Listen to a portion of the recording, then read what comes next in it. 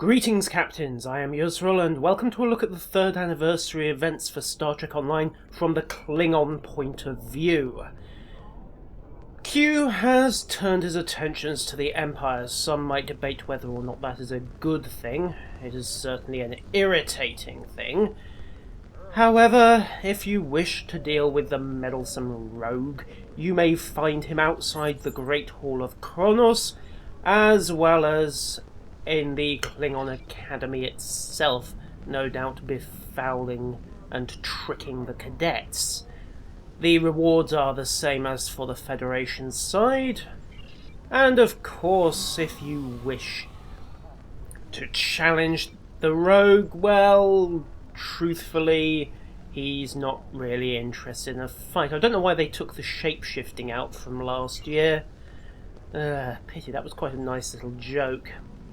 If you are chasing the Camarade class, of course, you can ask about the starships, although in truth, if you really needed help to find Engineer Tomera, who has cunningly concealed herself here, then there is no hope for you. The Temporal Ambassador mission is virtually the same as the Federation equivalent. Obviously it is the Camarade you get, rather than that rolling junk heap they call the Ambassador class. However, the mission itself proceeds in much the same way as the Federation version. You are sent to investigate the same temporal anomaly in the Tau Dewa block. I suppose this mission, which apparently may well endure past the end of the event, is worth it, if only because it's the only thing I can think of outside an Excelsior class that gives you an option to transwarp to Tau Dewa. So, as a shortcut, albeit an expensive one, this does actually have some practical use. Unfortunately, the only difference between the Federation mission and this one, aside from some of the minor dialogue changes, most notably your science officer referring to the anomaly as a wild targ hunt at one point, is to be found about a third of the way in, so we'll skip forward towards that.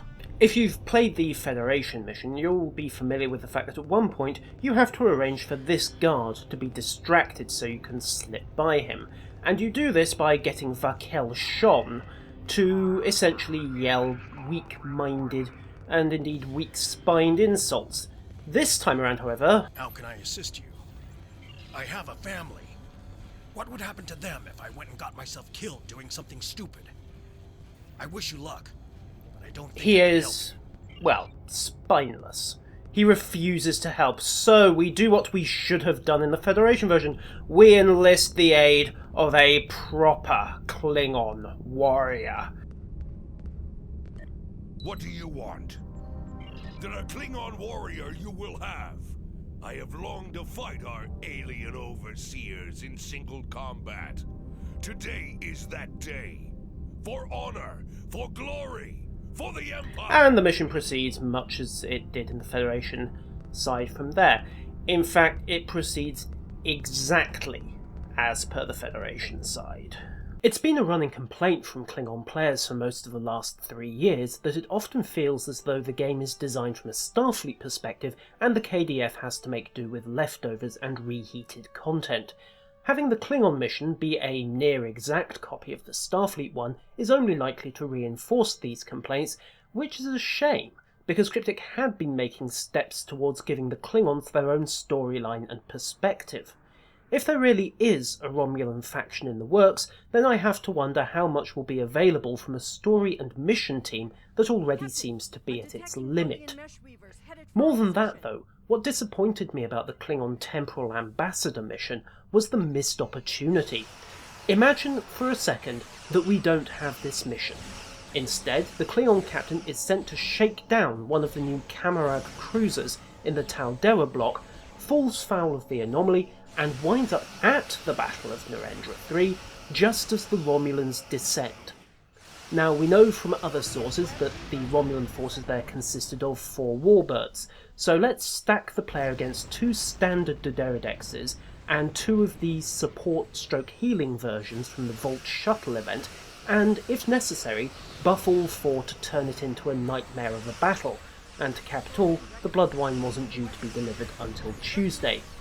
And then, just as the situation looks hopeless, "General, there is a Federation ship coming in.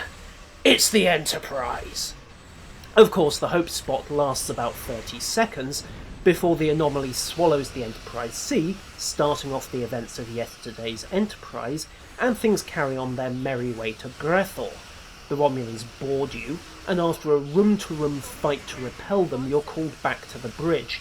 The anomaly has reopened, and the C is back with a vengeance, killing one of the support Dederodexes with phaser fire and ramming the other, before ejecting her escape pods and self-destructing to finish the job, leaving you to chase off the last two Dederodexes. You might kill one, but the other has to get away, because of course it's got Tasha Yar on board. With the timeline intact, you're left the problem of how to get home.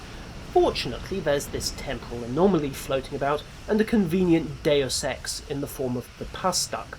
Once you're back, Kamen gets in touch, both to congratulate you on your victory, and to thank you for clearing up the mystery of what a cruiser that was in mothballs around Praxis Station was doing simultaneously in battle against the Romulans on Narendra 3 on a certain day. Does that not sound more glorious? More honourable? More Klingon? More to the point, a lot of the assets, notably the ships, characters and the Klingon interiors, are already in the game.